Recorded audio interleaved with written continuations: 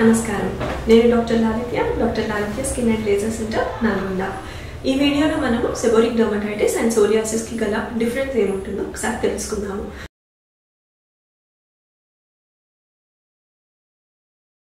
seborrhoeic dermatitis లో మనకి red గా గ్రీజీ అంటే జిడ్డుగా ఉంటుందన్నమాట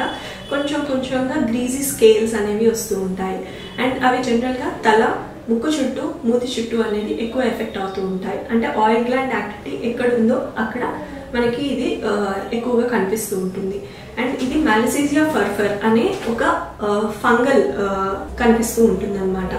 అండ్ సోరియాసిస్ లో ఏమవుతుంది అంటే సోరియాసిస్ మనకి తలలో కాకుండా వేరే అదర్ బాడీ ఏరియాస్ లో కూడా రావచ్చు ఎక్కడైనా రావచ్చు ఒక్క పర్టిక్యులర్ గా ఆయిల్ గ్లాండ్ యాక్టివిటీ ఏరియా అన్నట్టే కాకుండా చేతుల మీద లేదంటే పొట్ట మీద కాళ్ళ మీద ఎక్కడైనా రావచ్చు తలతో సహా సో తల నుంచి బియాండ్ ద హెయిర్ లైన్ కూడా మనకి ఈ సోరియాసిస్ అనేది ఎక్స్టెండ్ అవుతూ ఉంటుంది అండ్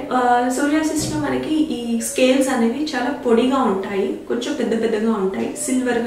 సిల్వరీ వైట్ స్కేల్స్ అంటాము సో కొంచెం గట్టిగా ఉంటాయి అండ్ కొన్నిసార్లు ఇరిటేషన్ కూడా రావచ్చు అండ్ సోరియాసిస్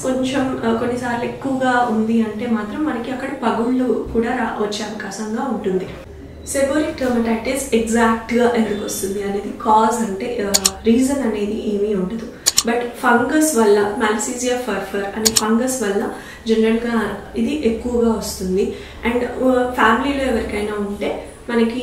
జనరల్ గా కనిపిస్తూ ఉంటుంది అండ్ ఏ ఏజ్ వాళ్ళకైనా ఇది ఎఫెక్ట్ అవుతుంది బాగా ఆయిల్ ప్రొటెక్షన్ ఉన్నప్పుడు కూడా ఈ సెబోరిక్ డర్మటైటిస్ అనేది మనకి బయటపడుతుంది సో చిన్నపిల్లల్లో మనకి జనరల్ గా ఎక్కువగా తలలో కొంచెం రెడ్ గా ఫ్లేకీగా వస్తూ ఉంటుంది అనమాట కొంచెం ఏజ్ పెద్దగా అయ్యే కొద్దీ మనకి ఫ్లెష్ అంటే చంకల్లో గ్రాయిన్స్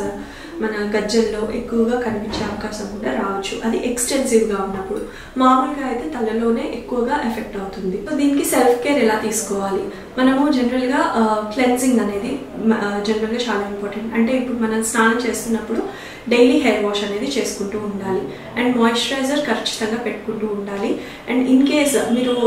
బాగా ఇబ్బందిగా ఉంది అంటే ఆయిలింగ్ చేసుకోవచ్చు చిన్నపిల్లలకి అండ్ మామూలుగా ఏజ్ అడాలసెన్స్ లో మాత్రం కొంచెం ఆయిల్ అవాయిడ్ చేస్తే మంచిది అండ్ ఈ పర్టికులర్ ఫంగస్ మాలసీజియా ఫంగస్ కి ఒకసారి సెన్సిటివిటీ అనేది వస్తే జనరల్ గా దాని నుంచి బయటపడడం కొంచెం కష్టం సో దానికోసంగా మనం ట్రీట్మెంట్ అనేది తీసుకోవాల్సి ఉంటుంది ట్రీట్మెంట్ అంటే మీకు జనరల్ గా యాంటీ డాండ్రఫ్ షాంపూస్ ఏమైనా ఉంటే అవి వాడటం స్టార్ట్ చేయండి ఇన్ కేస్ దాంతో కూడా తగ్గట్లేదు అంటే మీ సెబోరిక్ డర్మటైటిస్ ఎంత మేరకు ఉందో దానికి తగ్గట్టుగా ట్రీట్మెంట్ డర్మటాలజిస్ట్ దగ్గర తీసుకోవాలి థ్యాంక్ యూ